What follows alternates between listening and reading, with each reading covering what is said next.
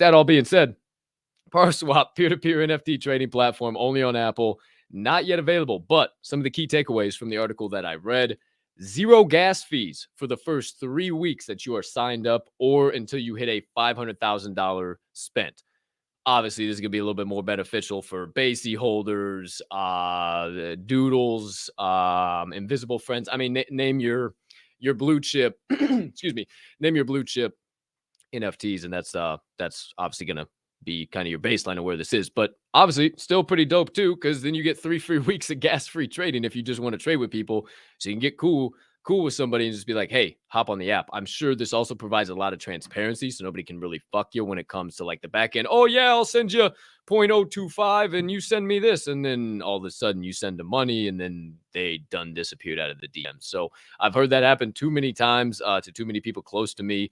So maybe Paraswap can change that. Also, non-ETH transactions on Paraswap, again, non-ETH based transactions, are going to have permanently refundable gas fees. So anything that's not ETH, apparently they're prepping for something much bigger. Who am I? What do I know? Who the hell's to say? I think they're prepping for something much bigger, for gas fees to be able to be cancelable, or permanently refundable. Permanently was the key word too. Permanently was in big bold italics, bold and italicized, for it to be refunded. So pretty damn cool. Something to think about there. Okie dokie, on to jokies. Item number 3. Astaria. I might be saying that right. I hope I'm saying that right. Astaria. Astaria. It is a DeFi project. And those of you who don't know what DeFi is, that's decentralized finance. And those of you who don't know what water is, this is H2O. How about that? So, they are basically working on this platform. They're going to launch it sometime soon. I'm not sure. I couldn't find any dates or what the deal was, but they raised $8 million in capital, from a bunch of various big name investment groups. So this is looking pretty doggone promising. And the reason why I mentioned it is because it brings a whole new level and layer to DeFi and NFTs as we know it.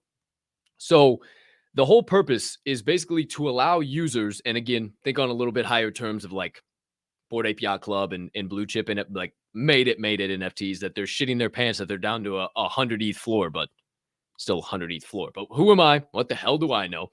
Either way, think about it from that perspective. Essentially, Astaria is going to allow you to lock up your NFTs, right? Lock up your NFTs with them, and then you can borrow crypto against them as a loan. Where it gets even better is that, unlike a traditional bank, they don't take your assets and then invest them in everything else that they want to invest in.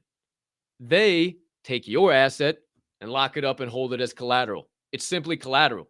You invest your shit, you go about what you got to do, and as long as you pay them back that loan, you're straight. It is re-evolving the game. You have this $500,000 NFT.